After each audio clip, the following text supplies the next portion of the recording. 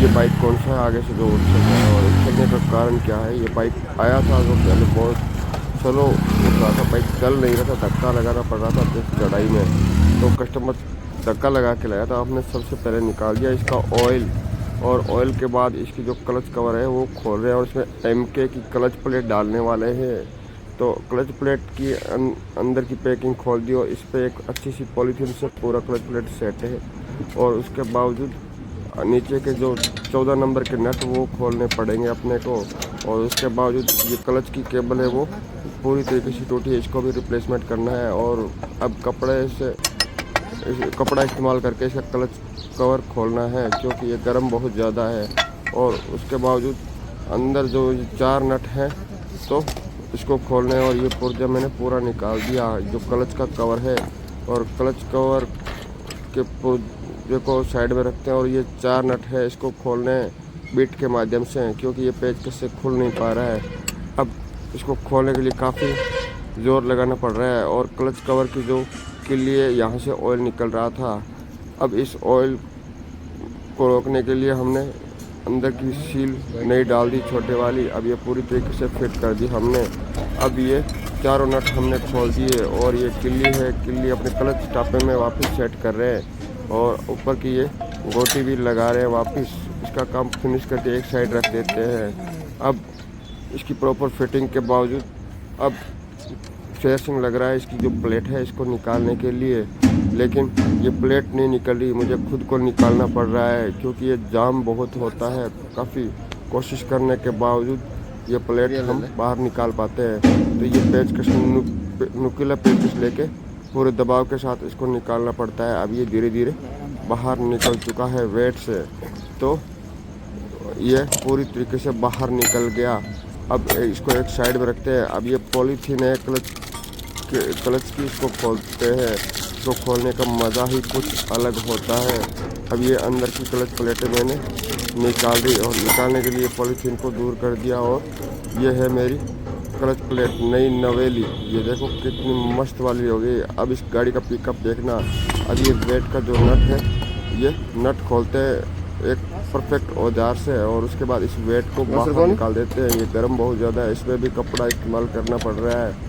अब 10 mm की गोटी से जो 4 नट है इन चारों नटों को खोलेंगे, लेकिन खोलने में काफ़ी दिक्कत आती है। जिसकी क्लच प्लेट ख़त्म हो उस बाइक में तो अभी ये खुल नहीं रहे हैं। इससे पहले नीचे की जो कटोरी है जिसमें ऑयल रहता है इसके 8 नंबर के 2 नट होते हैं, इसको खोलने पड़ेंगे। और ये बहुत ज़्यादा गर्म है और इसके अंदर जो ऑयल पड़ा है वो भी बहुत ज़्यादा गर्म है। ये क्लच कटोरा हाथ से छूट गया। अब ये अंदर का ऑयल है वो पूरा तरीके से खाली करके इसको साइड में रख दिया। अब 10 mm के ये नट हैं चारों, इसको खोलने में आसानी रहेगी क्योंकि मैंने दूसरे औजार से इसको पकड़ लिया था। अब ये चारों नट फटाफट खोल देते हैं और इसके नीचे देखना क्या निकलने वाला है। तो वीडियो अच्छा लगे तो लाइक कमेंट शेयर और सब्सक्राइब भी कर देना। अब ये चारों नट है और ऊपर की प्लेट मैंने खोल दी और इसके अंदर का जो बेरिंग है ये भी एकदम चेक करना है और नीचे गिर गया है। ये सही है तो ये इस्तेमाल करेंगे, नहीं तो दूसरा डालेंगे। अब इसके नीचे 4 स्प्रिंग है, उस 4 स्प्रिंग को रिमूव करना है क्लच प्लेट के अंदर वाले। अब ये औजार के माध्यम से जो इसका अंदर का नट खोलेंगे। काफ़ी मिस्त्री छेनी या थोड़ा का इस्तेमाल करते हैं लेकिन हम उनमें से नहीं हैं, अगर वो खोलेंगे तो काफ़ी दिक्कत आएगी। अब ये पूरी तरीके से नट खोल गया। अब नट खोलने के बाद अंदर का पूरा सेटअप है वो बाहर निकालेंगे, क्लच प्लेट और प्रेशर प्लेट वाला, तो ये बाहर निकल गया। अब इसका जो ये कवर है इसको भी खोलेंगे क्योंकि पीछे 2 नट गिर गए जो पीछे पड़े हैं, क्योंकि जब हम खोल रहे थे तब नट लगाए थे वो नट अंदर की तरफ गिर गए। और ये रहे दोनों नट, तो इन दोनों नटों को बाहर निकाल देंगे। अगर इनको छोड़ देंगे तो काफ़ी बड़ा नुकसान हो सकता है। अब ये पूरा setup clutch centre hub centre खोलेंगे। क्लच सेंटर हब सेंटर खोलने के बाद क्लच प्लेट को एक साइड करेंगे और प्रेशर प्लेट को एक साइड। तो प्रेशर प्लेट मैंने देखा है एकदम मस्त वाला है, यही इस्तेमाल करेंगे। ग्राइक का लंबा चौड़ा बिल नहीं बनाएंगे। और उसके बावजूद अंदर की जो क्लच प्लेट है वो भी निकालना है। तो टोटल क्लच प्लेट मैंने बाहर निकाल दिया, ये चारों साइड में रख दिया। और ये 4 जो पड़ी है ये हम इसमें नया डालेंगे। अब नई क्लच प्लेट डल रही है और प्रेशर प्लेटें भी डल रही है प्रॉपर तरीके से। और प्रेशर प्लेट भी डालने का एक तरीका होता है, अगर प्रेशर प्लेट को भी उल्टा सीधा जोड़ेंगे तो बाइक का पिकअप नहीं बनेगा, बाइक उठाव कम करेगी और बाइक तेल भी ज़्यादा पिएगी। ये प्रॉपर तरीके से पूरा सेटअप है कर दिया और ऊपर की लास्ट क्लच प्लेट बचा है और अब पूरा सेट करने के बाद क्लच सेंटर हब सेंटर पूरी तरीके से फिट हो गया।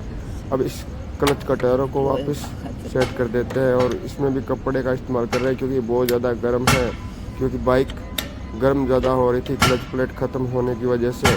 ये भी एक कारण होता है, जब भी अपनी बाइक भागे ना और गर्म ज़्यादा हो तो उसका ये भी रीज़न होता है कि क्लच प्लेट ख़त्म हो चुका है। अब ऊपर का वाशर लगाना है और इस वाशर के ऊपर कट के वाशर लगा के लॉक लगा दिया और ये पूरी तरीके से clutch centre hub centre set कर दिया और ऊपर चारों स्प्रिंग लगा दिए और वापस जैसा खोला था वैसा फिटिंग हो रहा है। ऊपर चारों के नट सेट कर दिए और ये कवर भी अंदर डाल दिया और इसके जो 14 नंबर के नट हैं वो भी टाइट कर रहे हैं। और अब इसमें ऑयल का नट भी हमें लगाना है क्योंकि इसमें ऑयल नया डलेगा, पुराना वाला ऑयल काम नहीं आएगा क्योंकि पूरी तरीके से ख़त्म हो गया था।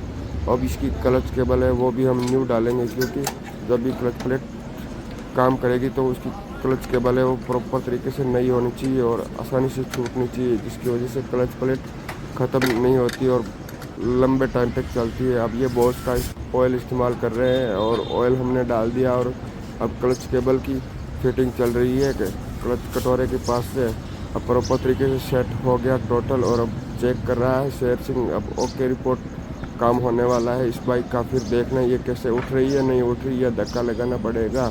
अगर बाइक आगे से उठ रही है तो बाइक प्रॉपर तरीके से सेट है।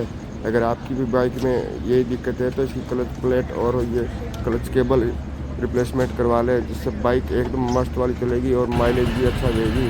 अब ये बाइक मैंने स्टार्ट कर दी, अब देखो आगे उठा के देखो उठ